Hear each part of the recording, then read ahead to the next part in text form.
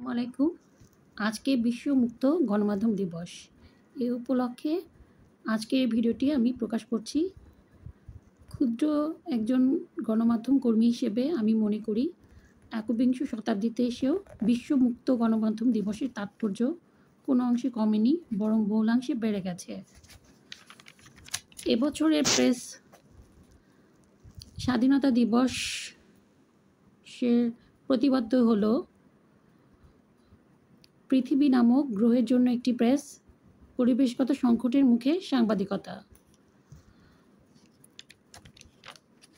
এই দিবসের পালনের উদ্দেশ্য হচ্ছে সাধারণ মানুষ যাতে অবাধে তথ্য পায় এবং তাদের জীবনযাত্রার মান সহজ হয়। এছাড়া বিভিন্ন দেশের সরকার সাধারণ মানুষের স্বাধীনভাবে কথা বলার বিষয়টি শ্রদ্ধার সাথে দেখে এবং তাদেরকে সর্বপ্রকার সহযোগিতা করে। এই দিনটিতে শ্রদ্ধাভরে স্মরণ করছি অতি সাম্প্রতিককালে ইউক্রেন রাশিয়া এবং প্যালেস্টাইন ইসরায়েল যুদ্ধে যেসব সাংবাদিক তাদের পেশাগত দায়িত্ব পালন করতে গিয়ে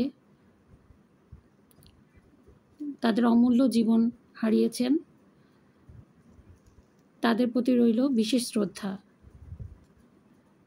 এছাড়া 1971 সালে আমাদের মুক্তিযুদ্ধের সময় যেসব সাংবাদিককে পাকিস্তানি হানাদার বাহিনীরা হত্যা করেছিল, সেসব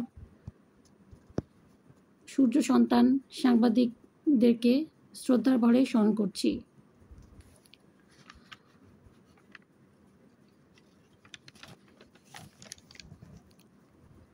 সাংবাদিকতা পেশা পালন করতে গিয়ে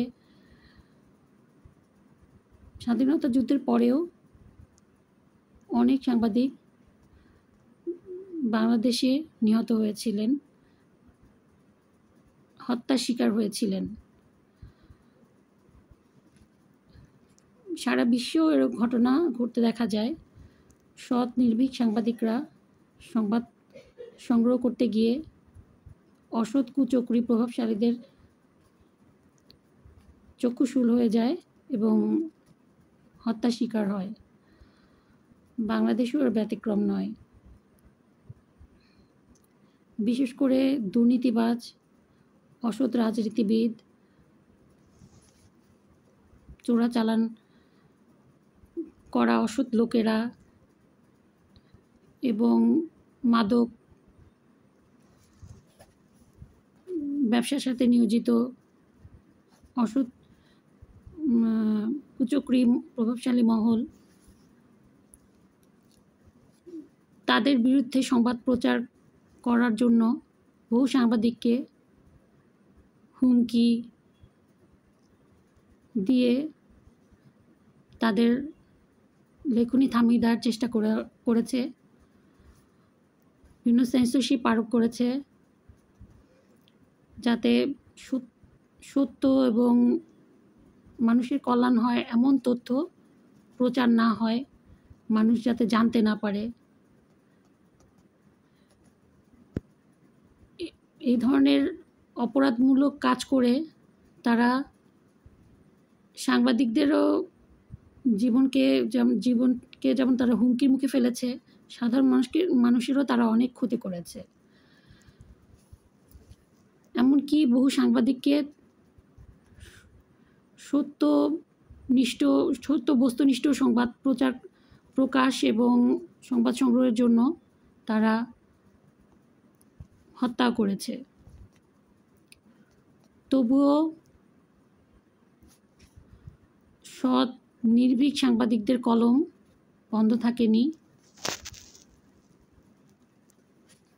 যুগে যুগে কালে কালে তারা সংবাদ সংগ্রহ প্রচার করে সাধারণ মানুষের বহু উপকার করে এসেছে। বর্তমানেও তারা একইভাবে জীবনের মায়া ত্যাগ করে বহু ঝুঁকি নিয়ে অনেক তথ্য সংগ্রহ করে মানুষের উপকার করে যাচ্ছে। এজন্য বাংলাদেশ সহ সারা বিশ্বের নির্ভীক, সাহসী, সৎ সাংবাদিকদের প্রতি রইল গভীর শ্রদ্ধা। আমরা আশা করি সারা বিশ্বের সাংবাদিক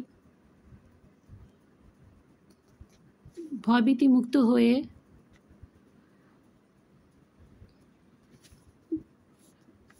প্রভাবশালী কুচক্রী মহলের